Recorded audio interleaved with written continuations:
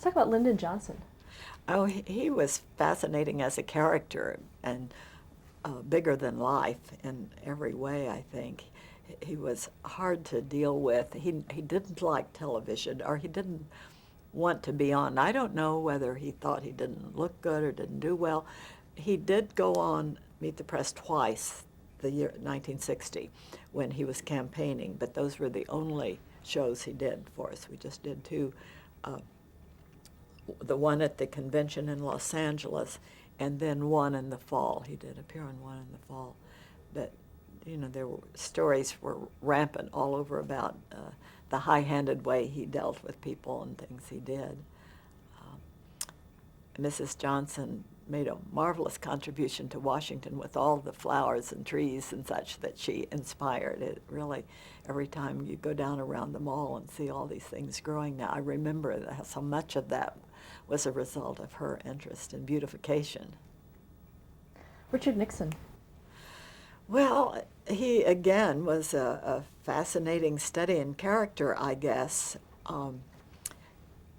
We had a good number of shows with him also, at least 8, maybe more. But you certainly, I never felt really close to him as a person. I just saw him as a bigger than life sort of personality, but a little intimidating, I guess. What about his use of television? Well, he did not like the press. My husband knew him through Republican politics, which he had been active in until he retired from active politics about shortly after he married me and made the independent. But that wasn't why he intended to anyway. He was just doing it on a volunteer basis. He is a moderate political person himself because his family was all Democratic, but he felt that the state of Maryland, where he lived, was very disproportionate. There were so many more Democrats than Republicans that the Republicans need to work themselves up, and he worked on a volunteer basis and was state chairman at one point, but never in a paid position. And anyway, he quit, but he knew Nixon, and he said that when he saw him someplace and told him he was going to marry me, that Nixon said, well, he said, I know her. She's a nice person, but she's press. But I have a book he gave me later. This is to one of my favorite TV producers. There are probably thousands of those books around. Gerald Ford. Oh, really lovely, decent guy. I think he got an awfully difficult role to fill.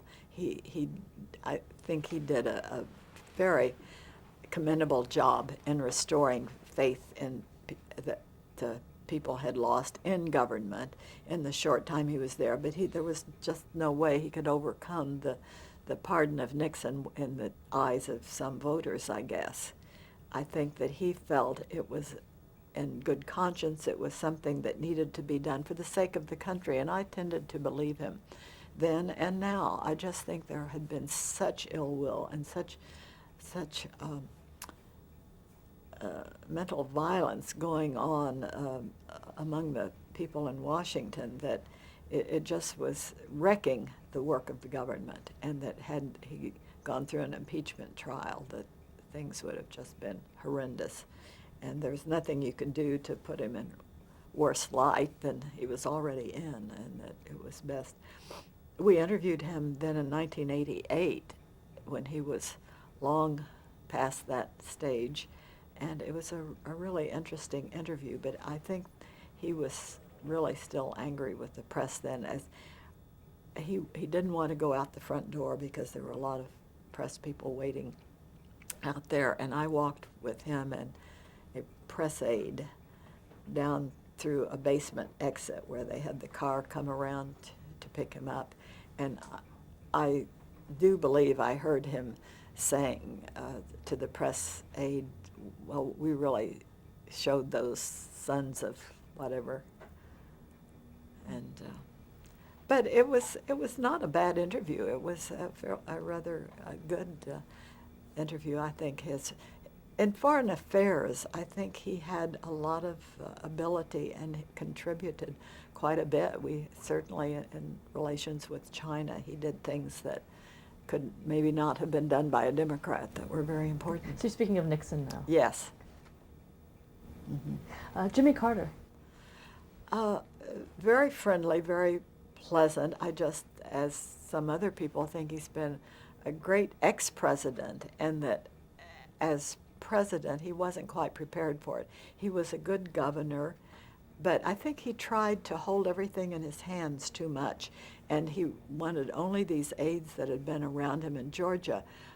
I recall when Jack Kennedy became president reading that he had told his transition team, or whoever was in charge of looking for cabinet members, that he wanted the best people in the country they could find, and that he didn't even know Dean Rusk, who was became Secretary of State, or McNamara, who became Secretary of Defense, that he just wanted to gather all the best minds he could around him, and I think any president should come in with that effect.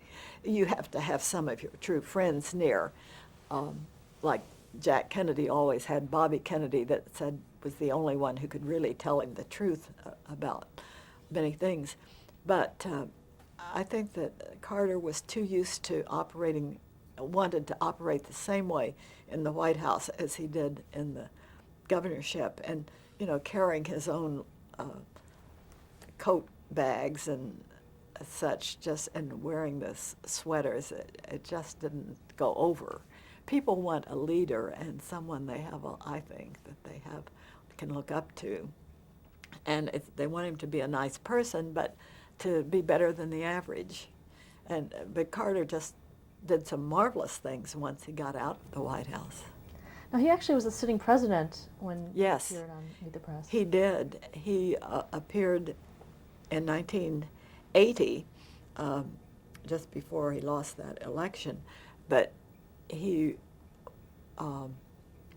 let's see, we did it in January, I guess, right before the Iowa caucus, I think it was.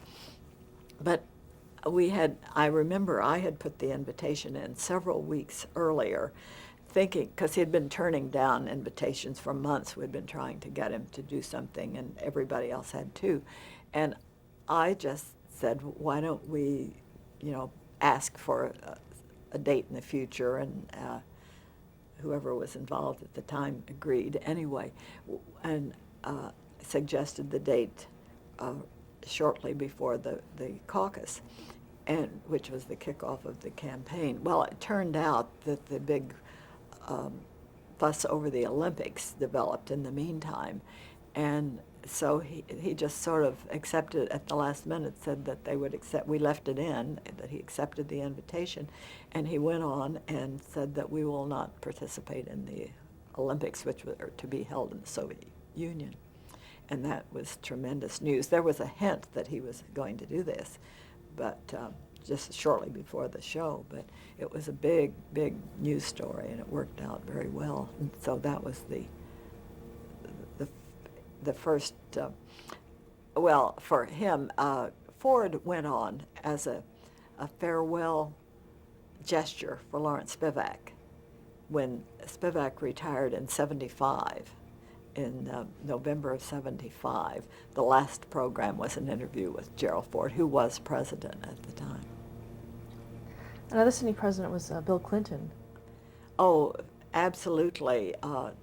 So interested in so many subjects, and we interviewed him at least 2 times before he was a candidate, just as governor of Arkansas, because of his interest in education. He was very active in the governor's committee conference in relation to educational matters, and so we had programs with him. I believe we had him on together with Bill Bennett once, which was really a great combination. But so when he became a candidate, we were interested in, and we did a good many interviews with him, and he was always articulate and pretty responsive to questions. He wasn't exactly short. He didn't cut the answers too short, but he was a very good guest always. And then he was on at the end as president. Well, we did 2 shows with him as president, one in the White House, and then another one, the last one in his presidency. He came out to the studio. That was shortly before I retired. He came out and did it in the studio.